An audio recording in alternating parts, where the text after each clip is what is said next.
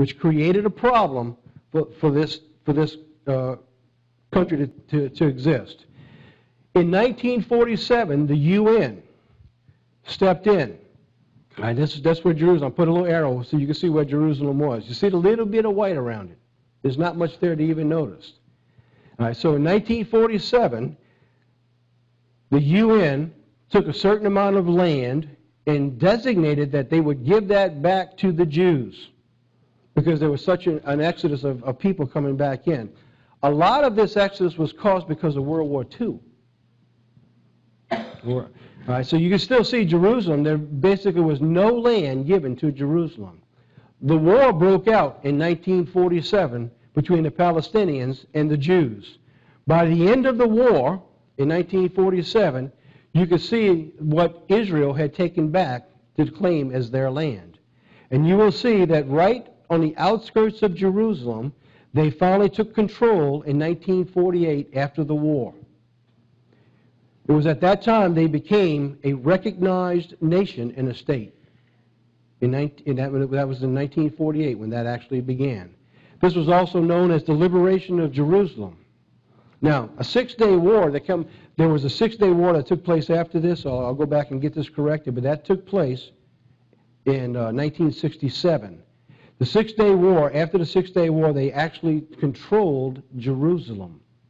In fact, if the rest of the world didn't stop them, they were going to take over Egypt, and they were going to take over some other countries too.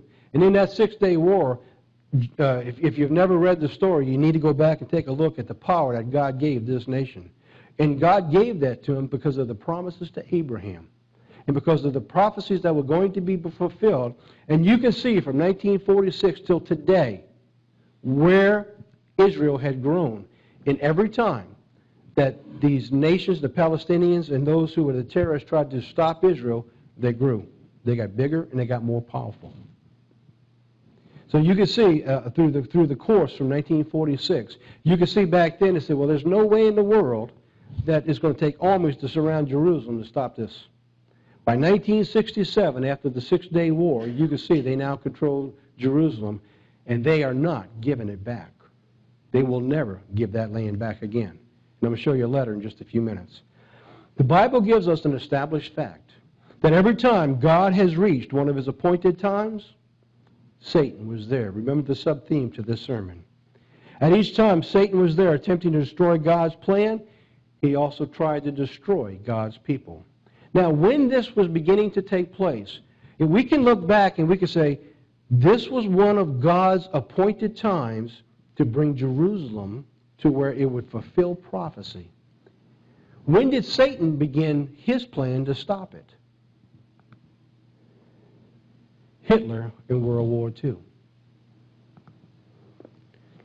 One of his first acts when he took office was to take away the rights of the Jews to own property and businesses, way back in 1931.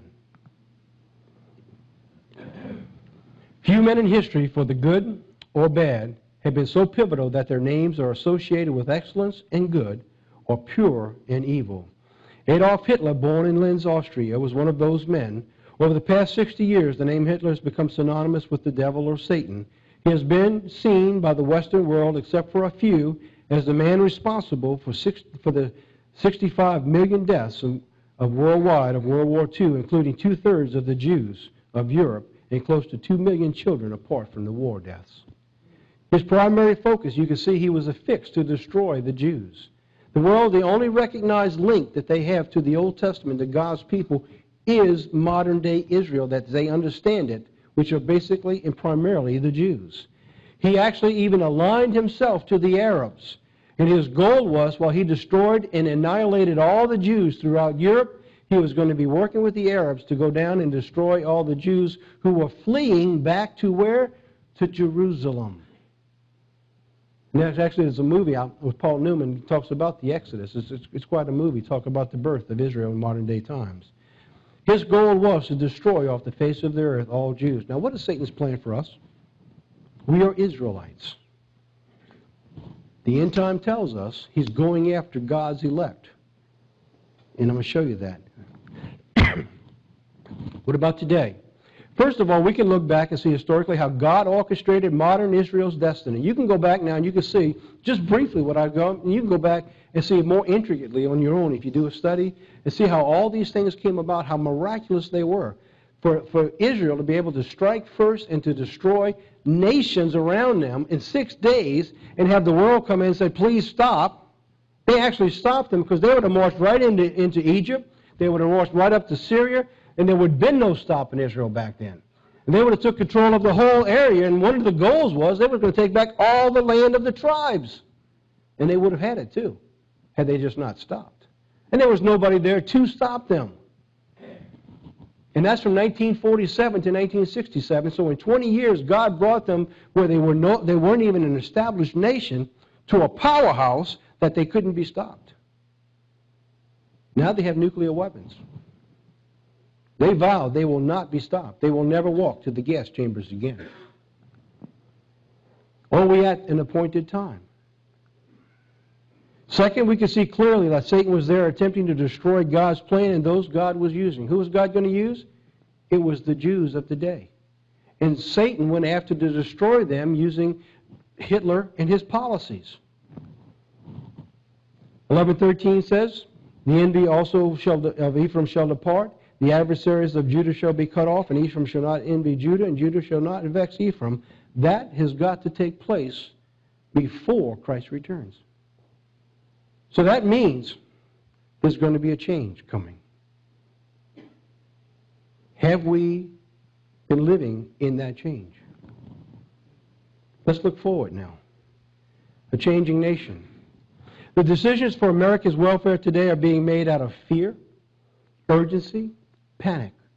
You listen to the legislators today, you listen to the business leaders, and they're at wit's end trying to stop. Everything they try to do, they threw $800 billion out there to stop the economic problem.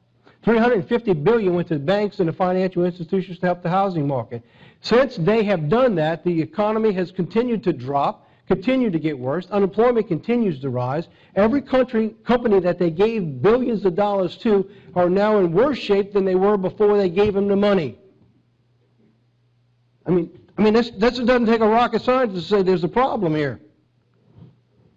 Judges says, and in those days, and this was right reminding me of what's going on right now, you listen to all these politicians out there. Everybody's got a plan. Everybody's got a solution. And if we just do this, it's going to work. And this is what came to my mind when I hear them. And in those days, there was no king in Israel, and every man did what was right in his own sight, his own eyes. I mean, when I look at Washington today, I look at Wall Street today, that's what's going on. Everybody's doing what's right in their own eyes, and they're trying to do it without understanding the principles of God. And that's why we're in the mess we're in, and that's why we can't get out of the mess we're in.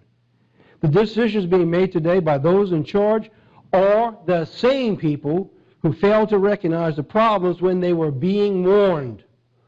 Take a look at this. Many financial analysts are saying that if mortgage giants Fannie Mae and Freddie Mac had been effectively regulated years ago, the supercharged subprime mortgage meltdown that led to the current financial mess would either never have happened or would have been nowhere near as severe. Chief White House correspondent Brett Baer rejoins us now to examine the timeline. What were those warning signs? Who raised them and who disputed them? The Bush administration raised red flags starting in April 2001. The 2002 budget request declares that the size of mortgage giants Fannie Mae and Freddie Mac is, quote, a potential problem because financial trouble in either one of them could, quote, cause strong repercussions in financial markets. In 2003, the White House warning about Fannie and Freddie was upgraded to a systemic risk that could spread beyond just the housing sector. In fall of 2003, the Bush administration was pushing Congress hard to create a new federal agency to regulate and supervise Fannie and Freddie, both government-sponsored enterprises or GSEs. We need a strong, world-class regulatory agency to oversee the prudential operations of the GSEs and the safety and the soundness of their financial activities. But then Treasury Secretary Snow was getting a lot of pushback from then-ranking member, now chairman of the House Financial Services Committee, Democratic Congressman Barney Frank. Fannie Mae and Freddie Mac are not in a crisis. In fact, Frank said the federal government should be encouraging Fannie and Freddie to do more to get low-income families into homes. And he believed too many people had a sky-is-falling mentality. The more people, in my judgment, exaggerate a threat of safety and soundness, the more people conjure up the possibility of serious financial losses to the Treasury, which I do not see. I think we see entities that are fundamentally sound financially and withstand some of the disaster scenarios. And even if there were a problem, the federal government doesn't bail them out. But the more pressure there is there, then the less I think we see in terms of affordable housing. The legislation was blocked.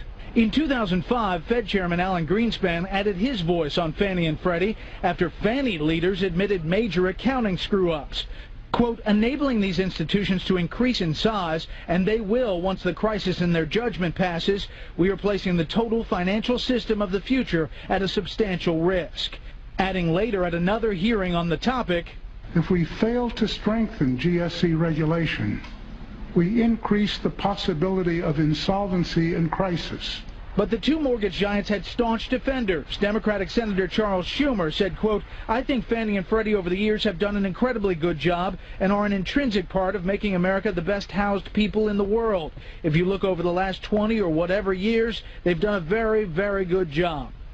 Senator John McCain co-sponsored legislation pushing for regulation, delivering a speech on the Senate floor in 2006. Quote, for years I have been concerned about the regulatory structure that governs Fannie Mae and Freddie Mac. In the sheer magnitude of these companies and the role they play in the housing market, the GSEs need to be reformed without delay. That bill made it out of the Senate Banking Committee with a party line vote. All of the Democrats voted against it, but fearing that they didn't have the votes to pass it, Republicans didn't even bring it up on the Senate floor. Senator Obama did not weigh in on that bill. Incredible.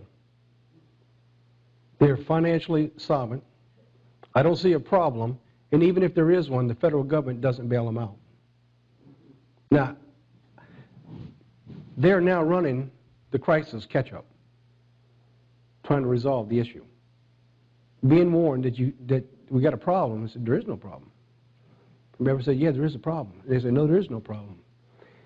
It reminds me of God's people trying to tell this world, there's a problem. It's coming. There's a catastrophe coming. United States, Britain, God's people are going to be in serious problems because it doesn't repent. And the people say, there's no problem. What are you talking about? They're now, these same people are trying to resolve the problem when they said there is none. After all the bailouts, and even it says, and even if there was, government don't bail them out. You see where I'm coming from? America has a short memory. I'll go on because I didn't want to get into that subject. Administrations fail to understand prophecy. All administrations, they do, because they don't understand Scripture. In other words, let me go through this. Prophecy, the story of Sarah and her handmaiden Hagar. After Isaac was born, there arose contention between Sarah and forced Hagar to flee after she had conceived. All right, so now let's pick up the story. The angel of the Lord said unto her, talking to Hagar, I will multiply your seed exceedingly, and that it shall not be numbered for multitude. And the angel of the Lord said unto her, Behold, you are with child, and shall bear a son, and shall call his name Ishmael, because the Lord hath heard your affliction. And he will be a wild man. What we're looking at in the Middle East, at the prophecy of what God said here to Hagar from the beginning, is that he will be a wild man. You look at the nature of the people in the Middle East, and what are you witnessing? It's unbelievable the amount of emotion, of anger, of terrorism, of being taught how to just kill people that goes on over there. His hand will, and says he will be a wild man, his hand will be against every man. There's no administration on the face of the earth can stop what God prophesied is going to be in the nature of those people. Because the administration don't understand this one verse, their policies will continue to fail, and that's why there cannot be peace in the Middle East. It cannot be accomplished. And they can try until they're blue in the face. And they will try. And it'll be temporary. And we'll come out of Iraq, and everybody's going to claim a victory and how well it is. In the meantime, all the terrorists do is sit back, regroup, get refunded, and they will come back again. That is the way of the people. It says, in every man's hand against him, and he shall dwell in the presence of all his brethren.